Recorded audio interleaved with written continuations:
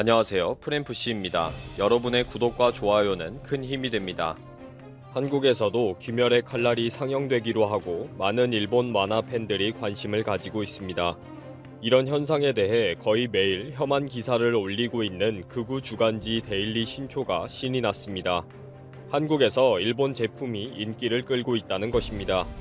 며칠 전에 한국의 팬들은 개봉일이 기다려져 가슴이 두근거려서 잠을 잘 수가 없다 라는 기사를 올렸는데, 오늘 또 두 편의 기사를 게재하면서 한국 분위기 소개와 원망을 쏟아놓았습니다. 만화 영화 한 편 가지고 무슨 소설을 이렇게 잘 쓰는지 참 잔재주도 보통이 아닙니다. 어이가 없어서 웃음이 나오는 기사들입니다. 일본은 지금 귀멸의 칼날 무한 열차편이 대히트를 치면서 거의 매일 언론에서 관련 기사로 도배를 할 정도입니다. 영화 개봉 17일 만에 관객 1200만 명 정도의 흥행 수입이 158억엔, 약 1712억 원을 돌파한 것입니다. 이러다 보니 매일 입장 관객 수와 흥행 수입은 실시간으로 방송을 하고 있으면서 똑같은 내용으로 칭송을 하고 있습니다.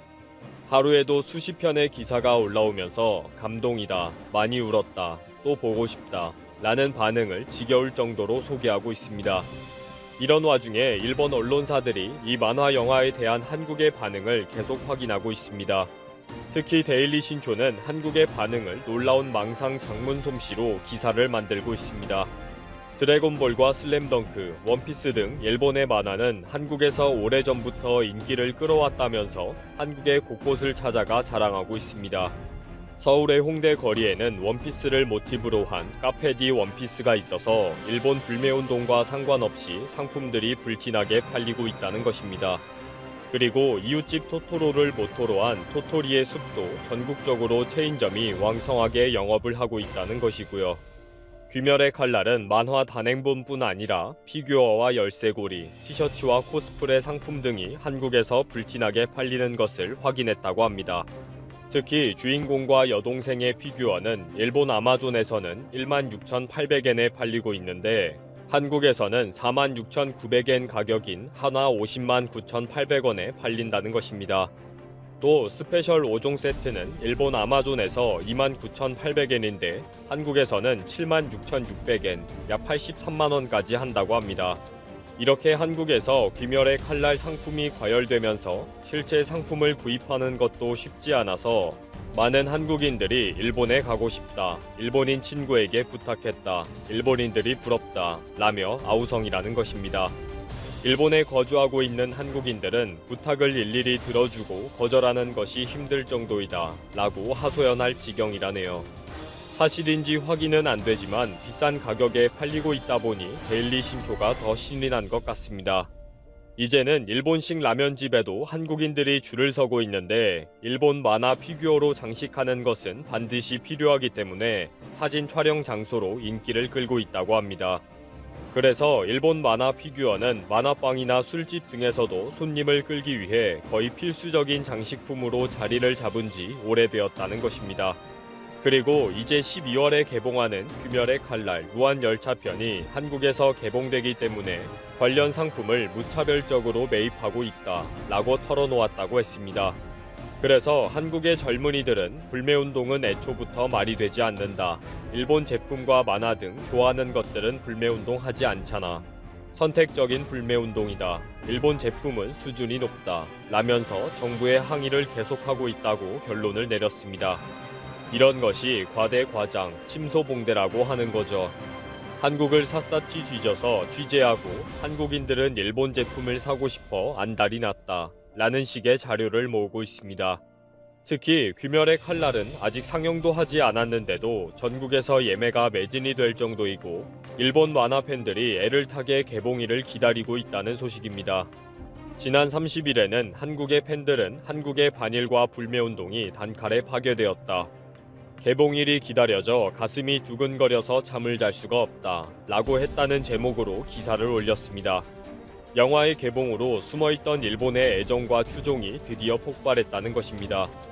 그동안 일본에서 상영되고 있다는 소식에 안타까운 심정으로 한국 개봉을 기다리던 팬들이 이제 드디어 볼 수 있게 되었다 라며 환호를 한다는 기사입니다. 이런 황당한 기사를 계속 올리던 데일리 신초가 드디어 제정신을 잃어버렸나 싶을 정도의 기사를 오늘 올렸습니다. 망상과 현실을 혼동하게 되었다는 증거 같은 기사입니다. 데일리 신초는 이렇게 좋은 이웃 국가인 일본을 공격하는 한국 정부라는 기사도 올렸습니다. 한국 정부가 앞장서서 노제팬과 일본 불매운동을 했기 때문에 일본 기업의 실적이 곤두박질 쳤다고 시인합니다. 유니클로는 전년 대비 31.3% 감소되고 아사히 맥주가 50.1% 감소하는 등 매출이 크게 감소했다는 것입니다. 그러면서 한국 정부는 왜 좋은 이웃을 이렇게 괴롭히느냐라고 묻고 있습니다. 중국에는 말 한마디도 못하면서 일본을 대상으로 불매운동을 하느냐는 것입니다.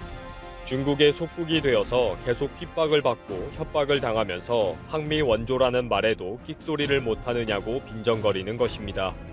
그러면서 일본은 역사에 대한 해석이 다를 뿐이고 중국은 명백한 왜곡을 하고 있는데도 왜 불매운동을 안 하느냐라고 따지고 있습니다. 정확하게 말하자면 잘못하는 것이 있다면 일본과 중국에게는 동일하게 따지는 거죠. 그리고 일본이 역사에 대한 해석이 다르게 하는 것이 아니라 명백한 왜곡과 적반하장을 하고 있는 거죠.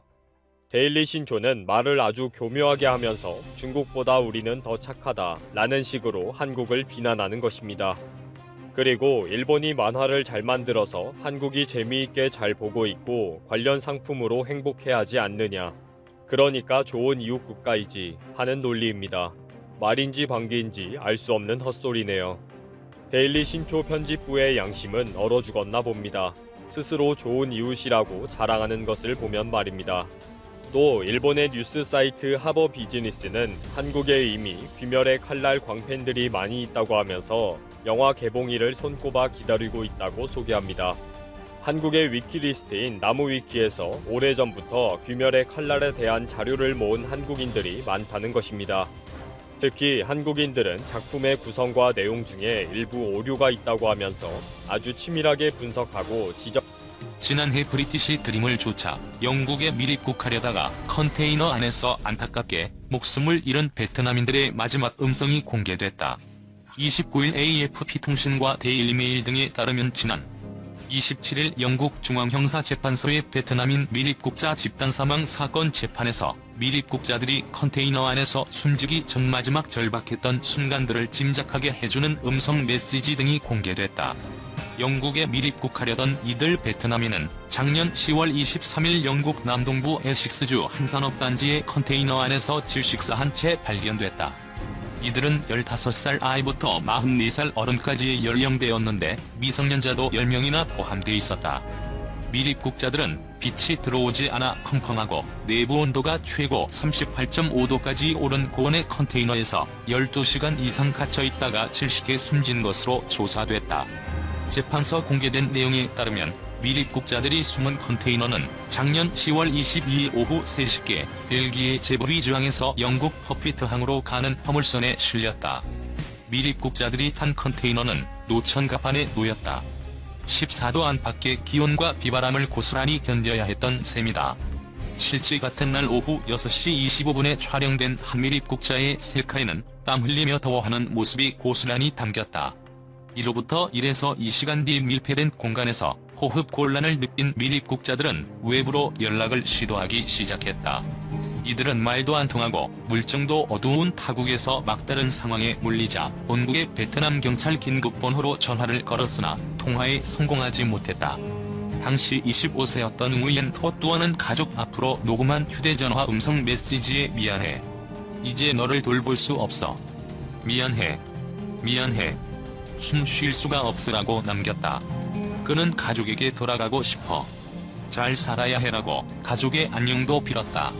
20살 응우옌 친 롱의 음성 메시지엔 밀입국자들이 컨테이너를 열려고 시도했던 정황이 담겼다.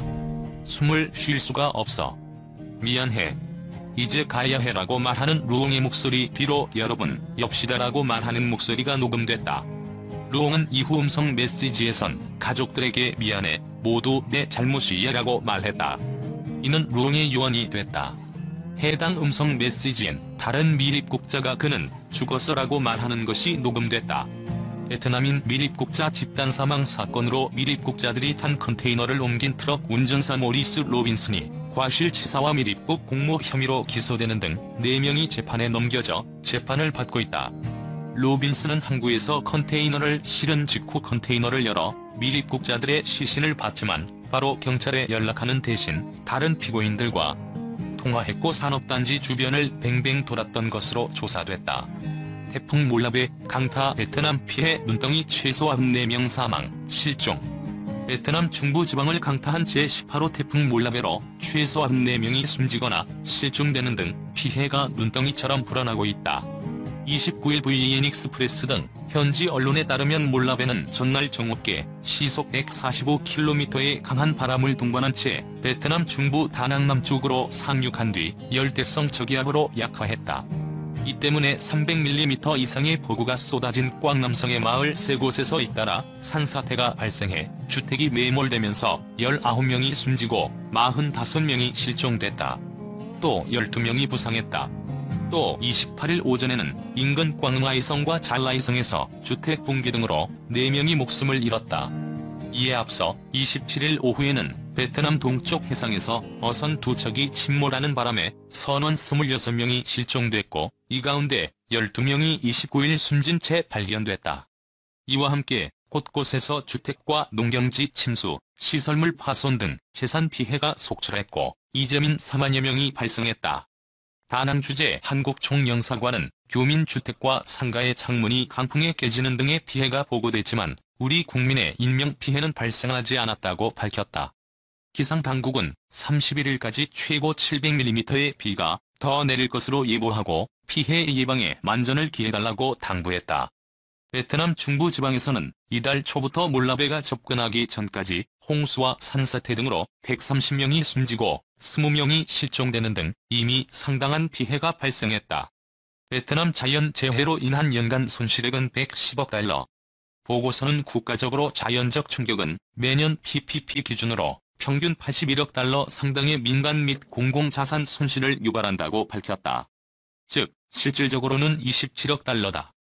이러한 손실의 약 60%는 태풍과 그에 수반되는 폭풍해일로 인해 발생한다. 약 1180만 명의 해안지방 사람들이 극심한 홍수의 위협에 노출되어 있고 35% 이상의 사람들이 침식하는 해안선에 위치해 있다.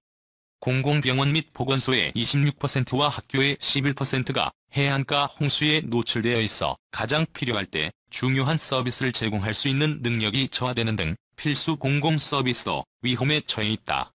매년 태풍과 홍수로 인해 대중교통 인프라에 1억 4,400만 달러의 직접적인 피해가 발생한다는 점에서 시설의 홍수만이 유일한 걱정은 아니다. 연간 평균 에너지 인프라 손실은 3억 3천만 달러에 달하는데 이는 베트남의 전송 그리드의 3분의 1 이상이 숲이 우거진 지역에 위치하고 있어 폭풍우 중에 나무와 가지가 떨어질 위험이 있기 때문이기도 하다. 안정적이고 탄력적인 인프라의 부족은 기업의 운영을 방해하여 매년 2억 8천만 달러의 이용률 손실을 초래한다. 매년 평균 8억 5,200만 달러 즉 전국 GDP의 0.5%가 농업, 양식, 관광, 산업 부문에서 강과 연안 범람으로 인해 31만 6천 개의 일자리가 위험에 처해 있다.